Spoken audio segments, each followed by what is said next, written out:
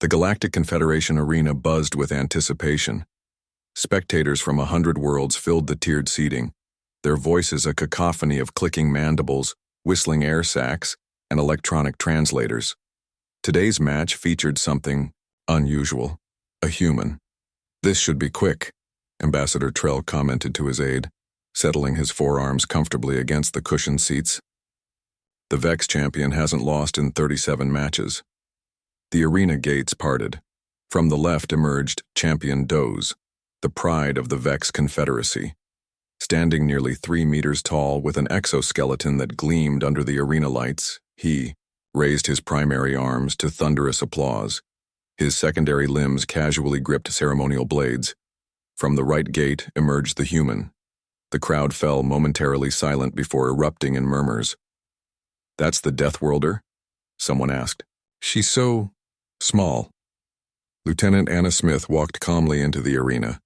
Average height for a human, she appeared diminutive compared to her opponent. Her brown hair was tied back in a regulation knot, and she wore simple exercise attire rather than armor. She carried no weapons. "Is this some kind of joke?" "Ambassador," Trell snorted. "The humans send this to represent Earth?" The match announcer's voice boomed across the arena. "Citizens of the Galactic Confederation, today's exhibition match, Champion Doze of the Vex Confederacy versus Lieutenant Anna Smith of Earth." The crowd roared again for Daz. A smattering of polite applause followed for Anna. "Remember the rules," the announcer continued. "First to yield, or become incapacitated loses. No lethal force permitted." Daz performed an elaborate series of stretches, displaying his impressive physiology. Anna simply stood in place, hands loose at her sides, observing. "Begin!" Daz circled the human slowly. Anna pivoted in place, keeping her eyes on him. "You should have sent a male of your species," Daz's translator projected. "At least they have some mass to them." Anna remained silent, her expression neutral.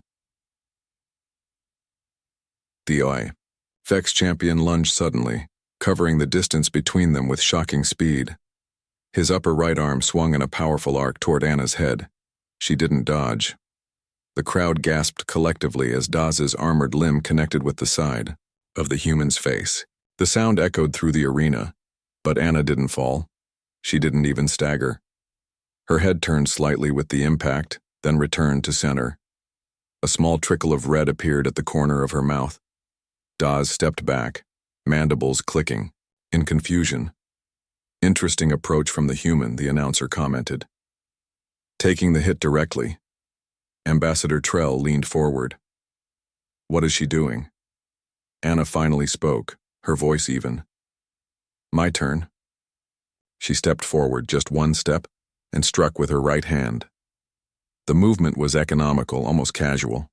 Her fist connected with a point just below where Daz's central nervous cluster would be located within his exoskeleton. For a moment, nothing happened. Then Daz collapsed, all 6 limbs folding underneath him as his nervous system temporarily shut down. The arena fell silent.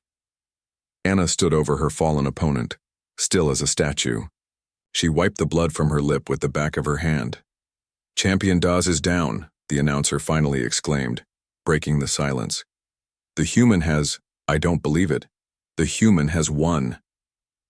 Medical teams rushed to Daz as Anna walked calmly, back toward her entrance gate. "Impossible," Ambassador Trell sputtered. How did she know exactly where to strike, and how did she withstand that hit? His aide, who had been consulting a data pad, looked up with wide eyes. "Sir, humans evolved on a high-gravity world with 1.3 times standard Confederation gravity. Their bone density is nearly double that of the Vex, and apparently their military personnel undergo something called pressure point training." In the aftermath, footage of the match spread across Confederation networks. The moment became iconic, the small human remaining unmoved after being struck by an opponent twice her size, followed by the Vex champion dropping from a single precisely placed blow. Back on the human diplomatic vessel, Anna sat in the medical bay as a doctor examined her face. "Minor contusion. No fracture," the doctor concluded, applying a small healing patch. "Though I'm sure it hurts like hell." Captain Reed entered the bay, datapad in hand. Well, Lieutenant, you've become quite the sensation. The Confederation Council is reconsidering their position on human membership. Anna shrugged. Just did what you asked, sir. Demonstrate human resilience without causing diplomatic incident. The Vex ambassador is demanding to know how you did it. Simple physics and biology, sir. I studied their physiology. Their exoskeletons distribute force differently than our endoskeletons, and they rely on hydraulic pressure for movement. Reed nodded. One precisely placed strike to disrupt that pressure.